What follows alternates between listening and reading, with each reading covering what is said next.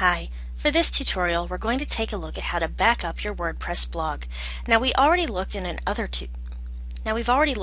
of the former tutorials about how to back up your entire site using your Cpanel and backing up either your whole site or your database that your WordPress site is loaded into. But let's go ahead and take a look at the plugins that we can use to back up. So I've gone into Plugins, Add New, and looked up Backup. And as usual, you're going to see a bunch of different programs here that have different ratings. Now going down, you can see that Updraft Plus has the best ratings, so I'm going to go ahead and click Install Now. And Updraft Plus is going to allow you to back up into the cloud, meaning a Google Drive, your FTP, and even an email, and just restore it with one click.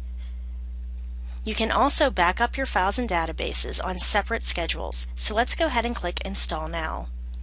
Activate the plugin, and scrolling down we can see that we've got Updraft Plus Backup and Restore. So let's go ahead and take a look at our settings, and I'm going to click on Backup Now, and this is going to show us the backup directory where it will go. If you'd like this to go into another folder, you can go ahead and type the address in here, but I'm going to go ahead and leave it alone. It also shows you when the next backup is scheduled, when the next scheduled database backup is, and when the last backup has been done. Since I haven't done any of these yet, you'll see that these are all set on no backup has been completed. Underneath that, it has file backup intervals. You can do it manually, daily, weekly, or monthly. And your database backup intervals, which are also daily, weekly, monthly, or manually. You can choose which files to back up, including plugins, themes, and uploads. How many backups you want to retain. This is how many files and database backups will be retained. If you have a database encryption phrase.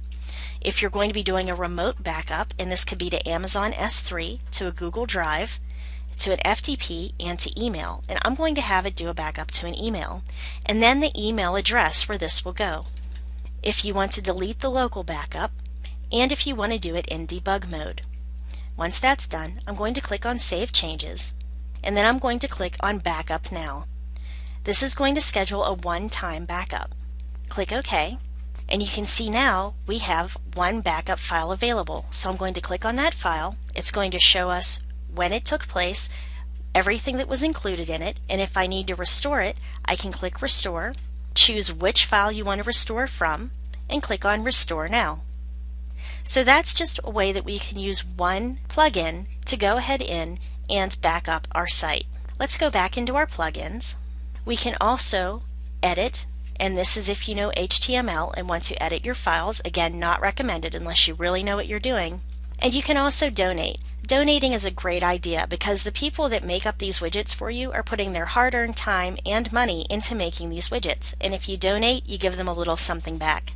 So that's how we're going to do our backup and restore with Updraft Plus, although you can choose any of the other plugins that you saw, just make sure they have a high rating. So thanks for listening to this tutorial. I'll see you next time.